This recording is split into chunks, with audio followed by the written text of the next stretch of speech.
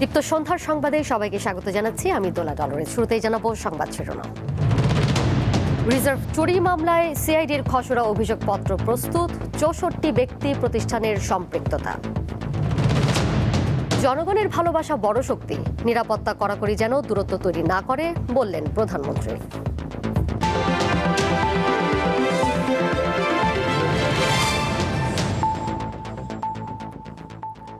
বাংলাদেশ ব্যাংকের রিজার্ভ চুরির ঘটনায় ৬৪ ব্যক্তি ও প্রতিষ্ঠানের সম্পৃক্ততা পেয়েছে সিআইডি। আলোচিত এই মামলার খসড়া অভিযোগপত্র প্রস্তুত করে তা পর্যালোচনার জন্য অ্যাটর্নি জেনারেলের কার্যালয়ে হস্তান্তর করা হয়েছে বলে জানা গেছে।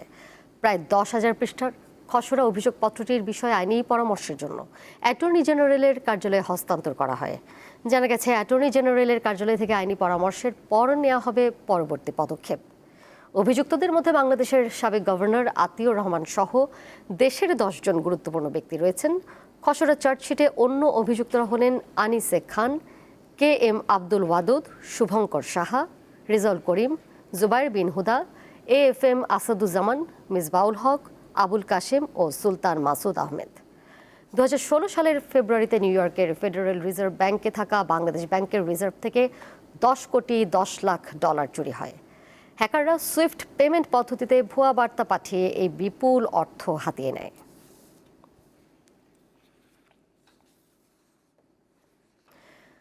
জনগণের ভালোবাসা বড় শক্তি, নিরাপত্তা কড়াকড়ি যেন দূরত্ব তৈরি না করে, এ কথা বলেছেন প্রধানমন্ত্রী তারেক রহমান। বৃহস্পতিবার রাজধানীর তেজগাঁওয়ে প্রধানমন্ত্রীর কার্যালয়ের শাপলা হলে স্পেশাল সিকিউরিটি ফোর্সের ৪০তম প্রতিষ্ঠা বার্ষিক অনুষ্ঠানে প্রধান অতিথির বক্তব্যে তিনি কথা বলেন। দায়িত্ব পালন করতে গিয়ে জনগণ যাতে দুর্ব্যবহারের শিকার না হয় সেদিকে বিশেষভাবে সতর্ক থাকার আহ্বান জানান প্রধানমন্ত্রী। SSF-এর নবনির্মিত অত্যাধুনিক ফায়ারিং রেঞ্জের বিষয়ে প্রধানমন্ত্রী বলেন, পেশাগত কর্মদক্ষতা বাড়াতে এই ফায়ারিং রেঞ্জ নিঃসন্দেহে ভূমিকা রাখবে।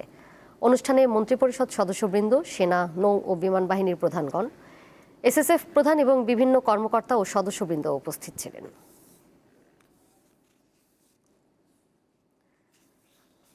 আইন, বিচার ও সংসদ বিষয়ক মন্ত্রী মোহাম্মদ আসাদুজ্জামান এবারের বাজেটকে গরিব রক্ষা করার বাজেট ও স্বপ্নের বাজেট হিসেবে উল্লেখ করে জানিয়েছেন, বিএনপি সরকার সাধারণ মানুষের সার্বিক দিক বিবেচনা করে এই বাজেট প্রণয়ন করেছে। বৃহস্পতিবার জাতীয় সংসদে ২০২৬-২৭ বছরের দ্বিতীয় ও প্রথম বাজেট অধিবেশনের আলোচনা এ কথা বলেন। বিগত সময়ে অর্থনীতির চাকা পেছনে ফেলা হয়েছে, সে সময় বিএনপি সরকার দেশকে এগিয়ে নিয়ে যেতে চেষ্টা করছে। বলেন, যারা বাজেট নিয়ে সমালোচনা করছেন তাদের পুনরায় বাজেট পর্যালোচনা করার আহ্বান জানিয়েছেন। বাজেট নিয়ে সাধারণ আলোচনায় জাতীয় সংসদ প্রধানমন্ত্রী তারেক রহমান সহ সরকার মন্ত্রী পরিষদের সদস্যরা উপস্থিত ছিলেন। অর্থ বছরের এই বাজেট অধিবেশন স্পিকার হাফিজউদ্দিন আহমেদের সভাপতিত্বে শুরু হয় বিকেল ৩টায়। এ সময় জাতীয় সংসদের সদস্যরা যার যার ধর্মীয় রীতি অনুযায়ী স্পিকারের চেয়ারের প্রতি সম্মান প্রদর্শন করবেন বলে সিদ্ধান্ত দিয়েছেন স্পিকার হাফিজউদ্দিন আহমেদ।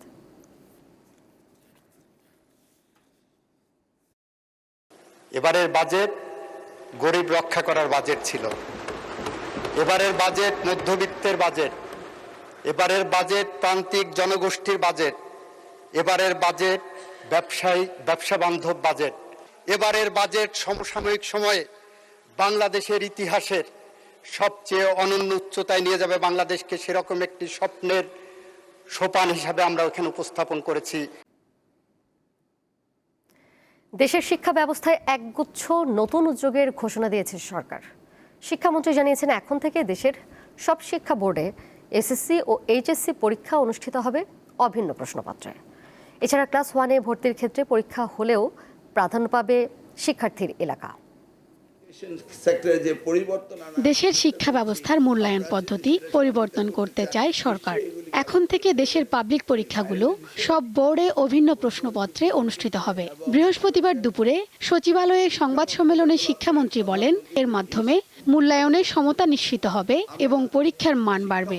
আপনারা জানেন, এক এক বোর্ডের সাথে এক এক বোর্ডের প্রতিযোগিতা থাকে। কোনো বোর্ড বলে একটু রিল্যাক্স প্রশ্ন করে, কোনো বোর্ড স্ট্রং প্রশ্ন করে। এক বাংলাদেশে পরীক্ষা দেবে SSC এবং HSC ভিন্ন প্রস্তুত হতে পারে না, এটা হয় না। আপনি O লেভেল A লেভেলে এক দেশ থেকে আরেক দেশে প্রশ্ন উত্তর ভিন্ন হয় না। প্রথম শ্রেণীতে কোচিং নির্ভর প্রতিযোগিতামূলক পরীক্ষার সুযোগ থাকবে না বলেও জানান তিনি। ভর্তি পরীক্ষা একটি নামমাত্র ভর্তি পরীক্ষা নেব। এখানে কোচিং সেন্টার যাওয়ার মতো কোনো ভর্তি করা না। অ্যাট দ্য সেম টাইম প্যারালি আমরা ক্যাশমেন্ট এরিয়ার উপরে কাজ করছি। আমরা ক্যাশমেন্ট এরিয়া প্লাস একটা নমিনাল ভর্তি পরীক্ষা নিয়ে আমরা সিট অনুযায়ী সেইভাবে ব্যবস্থা করব। এ সময় প্রধানমন্ত্রীর শিক্ষা বিষয়ক উপদেষ্টা বলেন, বাস্তব জীবন ভিত্তিক ও সৃজনশীল শিক্ষা ব্যবস্থা গড়ে তুলতে চায় সরকার। এজন্য আগামী শিক্ষাবর্ষ থেকে চতুর্থ শ্রেণীতে ক্রীড়া ও সংস্কৃতি এবং ষষ্ঠ শ্রেণীর পাঠ্যক্রমে আনন্দময় শিক্ষা ও কারিগরি বিষয় যুক্ত হচ্ছে। শিক্ষা, সংস্কৃতি এবং ক্রীড়া এই তিনের সমন্বয়ে আমরা আমাদের ভবিষ্যৎ প্রজন্মকে গড়ে তুলতে চাই, যেখানে তাদের ভিতরে টিম স্কিল ডেভেলপ করবে, ডিসিপ্লিন ডেভেলপ করবে, ইন্টারপার্সোনাল এবং ট্রান্সফারেবল স্কিলস ডেভেলপ করবে। সংবাদ সম্মেলনে শিক্ষা প্রতিমন্ত্রী জানান, আগামী শনিবার প্রাথমিক বিদ্যালয় গোল্ড কাপ ফুটবল টুর্নামেন্টের ফাইনাল ম্যাচে প্রধানমন্ত্রী তারেক রহমান উপস্থিত থাকবেন। শিউলি শবনম, দীপ্ত সংবাদ, ঢাকা। পদ্মা সেতুর পিলারের পাশ থেকে মাটি সরানো সেতুর নির্মাণ কাজের একটি অংশ বলে জানিয়েছেন সড়ক পরিবহন ও সেতুমন্ত্রী শেখ রবিউল আলম। দুপুরে সচিবালয়ে Bangladesh secretariat reporters forum BSRF আয়োজিত সংলাপে তিনি এই কথা জানান। এ সময় মন্ত্রী বলেন, পিলারের পাশ থেকে মাটি সরালে সেতুর নিরাপত্তার কোনো ঝুঁকি নেই। এর ফলে নদীর নাব্যতা ও স্বাভাবিক প্রবাহ বজায় থাকবে। তিনি আরও জানান, পদ্মা সেতু চলাচলের জন্য উন্মুক্ত হওয়ার পরই আগের সরকারের সময় এই মাটি সরানোর কথা ছিল, কিন্তু তা করা হয়নি। বর্তমানে এই মাটি সরানোর নির্মাণ কাজের অংশ ছাড়া অন্য কিছু হলে মন্ত্রণালয় কঠিন শাস্তি দিতে প্রতিজ্ঞাবদ্ধ বলেও জানান মন্ত্রী। দেখতে যদিও মনে হচ্ছে এরকম যে সেতুর মাটি নিয়ে যাচ্ছে, কিন্তু আলটিমেটলি ওই মাটিটা অপসারণ প্রয়োজন এবং অপসারণযোগ্য ছিল।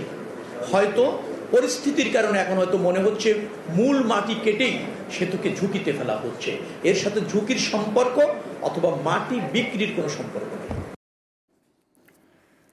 কুড়িগ্রামের রৌমারী সীমান্তে মানবিক সংকট আরও গভীর হচ্ছে। ভারত থেকে জোর করে ঠেলে দেওয়া 6 মাস বয়সী এক শিশু সহ 9 জন এখনও সীমান্তে শূন্যরেখায় অবস্থান করছেন। রোদ বৃষ্টিতে খোলা আকাশের নিচে অনিশ্চয়তায় দিন কাটছে তাদের। গত রবিবার গয়তাপাড়া ও ভন্দুরচর সীমান্ত দিয়ে ওই 9 জনকে বাংলাদেশে জোর করে ঠেলে দেওয়ার চেষ্টা করে ভারতের সীমান্তরক্ষী বাহিনী BSF। কিন্তু বিজিবির কঠোর অবস্থানের কারণে ওই 9 জন শূন্যরেখা সংলগ্ন এলাকায় অবস্থান নেয়। পরে বুধবার বিজিবি ও BSF-এর মধ্যে পতাকা বৈঠকের মাধ্যমে 2 শিশু সহ তাদের পরিবারকে শূন্যরেখা থেকে সরিয়ে রৌমারী থানায় হস্তান্তর করা হয়। উদ্ধার হওয়া পরিবারটিকে আইনি প্রক্রিয়া শেষে স্বজনদের কাছে হস্তান্তর করা হয়েছে বলে জানিয়েছে পুলিশ। তবে সীমান্তে আটকে থাকা বাকি 5 জনকে নিয়ে এখনও অনিশ্চয়তা কাটেনি।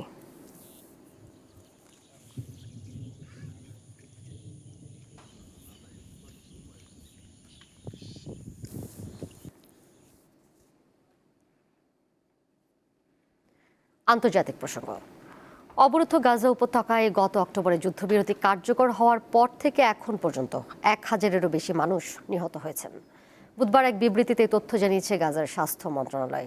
গত বছরের অক্টোবরে হামাস ও ইসরায়েলের মধ্যে যুদ্ধবিরতি কার্যকর হওয়ার পরও ইসরায়েলি হামলা থামেনি উপত্যকাটিতে। বিবৃতিতে বলা হয়েছে, যুদ্ধবিরতি কার্যকরের পর থেকে এই পর্যন্ত গাজায় বিভিন্ন হামলায় 1005 জন নিহত হয়েছেন। এতে অবরুদ্ধ উপত্যকার মানবিক পরিস্থিতি আরও নাজুক হয়ে উঠেছে।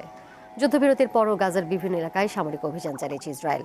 বর্তমানে উপত্যকাটির প্রায় 64% এলাকা ইসরায়েলের নিয়ন্ত্রণে রয়েছে। গাজার সরকারি তথ্য অনুসারে 2023 সালের অক্টোবর থেকে এখন পর্যন্ত 73,000-এরও বেশি মানুষ নিহত হয়েছেন। ইসরায়েলি হামলায় উপত্যকার 90% এলাকা ধ্বংসস্তূপে পরিণত হয়েছে এবং প্রায় 19 লাখ মানুষ বাস্তুচ্যুত হয়েছেন।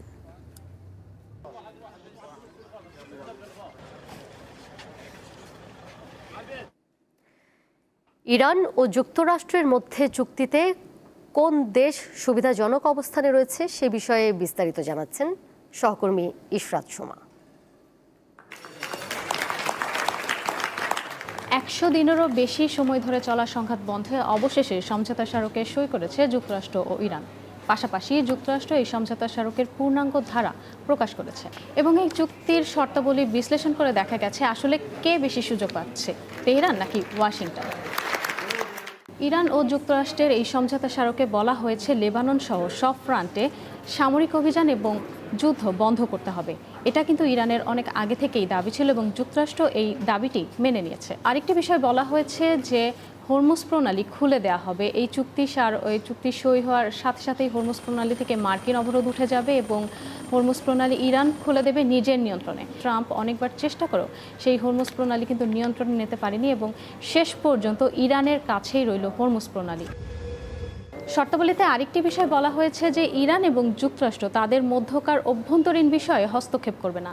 যেখানে আমরা দেখেছিলাম যে যুদ্ধের শুরু থেকেই যুক্তরাষ্ট্র এবং ইসরায়েল এই দুই দেশেরই কিন্তু একটি লক্ষ্য ছিল ইরানের শাসন ব্যবস্থা পরিবর্তন করা, এবং পরবর্তীতে ট্রাম্প সেই লক্ষ্য থেকে সরে এসে ট্রাম্প বারবার বলছিল যে আমরা ইরানের পারমাণবিক কর্মসূচি ধ্বংস করতে চাই।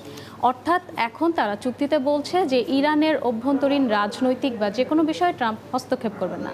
তাহলে বলা চলে ইরান কিন্তু এখানেও সুবিধাজনক অবস্থানেই রয়েছে। শর্তাবলীতে আরও বলা রয়েছে যে ইরানের আর্থিক পুনর্গঠনের জন্য বা ইরানের যে অর্থনৈতিক ক্ষতি হয়েছে তার ক্ষতিপূরণ হিসেবে কিন্তু যুক্তরাষ্ট্র $300 বিলিয়ন দেবে যুক্তরাষ্ট্র এবং তার মিত্ররা।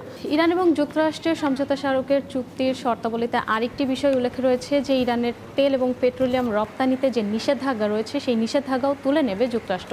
এটা বলা যায় যে ইরানের জন্য অনেক বড় একটি জয়, কারণ এই নিষেধাজ্ঞা অনেক বছর ধরে চলছিল এবং জাতিসংঘ থেকে শুরু করে যে অন্যান্য দেশগুলো ইরানের ওপর নিষেধাজ্ঞা দিয়েছিল সেগুলো ধাপে ধাপে তুলে নেওয়া হবে। যুক্তরাষ্ট্রসহ অন্যান্য দেশে ইরানের যে জব্দকৃত সম্পদ বা অর্থ রয়েছে সেই অর্থ সম্পদ এবং তহবিলও কিন্তু ধাপে ধাপে ছাড় দেবে যুক্তরাষ্ট্র, এই কথাও বলেছে এবং ইতিমধ্যে কিন্তু সেই প্রক্রিয়া শুরুও হয়ে গিয়েছে। ইরানে হামলার শুরু থেকেই ট্রাম্পের প্রধান লক্ষ্য ছিল ইরানের পারমাণবিক কর্মসূচি সম্পূর্ণ ধ্বংস করা বা চিরতরে মুছে ফেলা। এখন প্রশ্ন উঠেছে যে তেহরান কিন্তু তারা রাজি হয়েছে যে তারা আর কখনো পারমাণবিক অস্ত্র তৈরি করবে না। তবে বলা যায় যে এখানে ট্রাম্পের আংশিক জয় হয়েছে। আংশিক কেন? কারণ হচ্ছে গিয়ে তেহরানের মাটির নিচে যে লুকিয়ে থাকা সমৃদ্ধ ইউরেনিয়াম রয়েছে, তেহরান কিন্তু এখন পর্যন্ত সেই ইউরেনিয়াম ধ্বংস করা হবে বা সরিয়ে ফেলা হবে কিনা সে বিষয়ে কিন্তু কোনো কিছু জানায়নি এবং বিষয়টি এখন পর্যন্ত অমীমাংসিত রয়েছে। চূড়ান্ত পর্যায়ে আলোচনার সময় এই বিষয়টি নিয়ে আলোচনা করা হবে আগামী 2 মাসের মধ্যে। এখন দেখার বিষয় যে তেহরান আসলে তারা এই সমৃদ্ধ ইউরেনিয়াম অন্য দেশে স্থানান্তর কিংবা ধ্বংস করতে রাজি হয় কিনা। এর সাথে শেষ করব দীপ্ত সন্ধ্যার সংবাদ। যাবার আগে শিরোনামগুলো জানিয়ে দেবো আরও একবার। রিজার্ভ চুরির মামলায় সিআইডির খসড়া অভিযোগপত্র প্রস্তুত, 64 ব্যক্তি ও প্রতিষ্ঠানের সম্পৃক্ততা। জনগণের ভালোবাসা বড় শক্তি, নিরাপত্তা কড়াকড়ি যেন দূরত্ব তৈরি না করে বললেন প্রধানমন্ত্রী। এই ছিল এখনকার মতো। পরের সংবাদ দেখবেন রাত 11টায়। এছাড়াও আরও তথ্য এবং বিনোদনের নানা খবর জানতে যুক্ত থাকুন দীপ্ত ডিজিটাল প্ল্যাটফর্মে। সবাইকে ধন্যবাদ।